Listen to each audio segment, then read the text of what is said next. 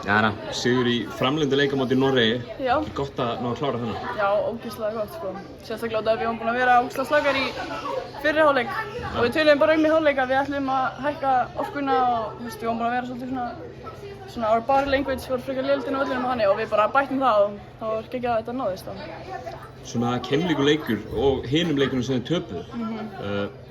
Það hafi ekki tekið einhverja reynslu og einhvern lærdóm af hinum leikunum og kannski náða að nýta ykkur í lokin hérna? Jú, algjörlega sko. Þetta sé líka bara það að við heldum haus, þú veist. Það er bara eitthvað sem okkur vantaði í hinum leikjunum til að klára þá.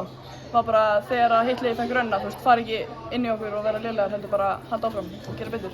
Svona þróunleiðisins á mótinu, ég meina, tapir fyrst tveimur leikjunum og komið svo einhvern veginn í gang að ná í sigra allavega, þó frammistöðurnar hafa ekki verið slæmari fyrstu tveimur leikjunum. Hvernig finnst þér þetta hafa verið? Bara, mér finnst þetta bara búin að vera ógeðslega gaman og þú veist, sérstaklega bara, mér finnst við búin að vera að bæta okkur með hverjum leik. Þú veist, mér finnst við alltaf að bæta eitthvað nýtt inn í leikinn okkar með hverjum leik og bara já.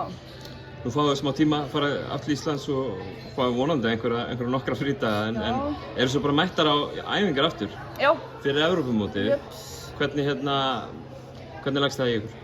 Bara vel sko, þú veist, eins og við töluðum þetta var bara svona smá æfingamót fyrir EM og ætlum bara að æfa vel fyrir það og gera enn betur þar.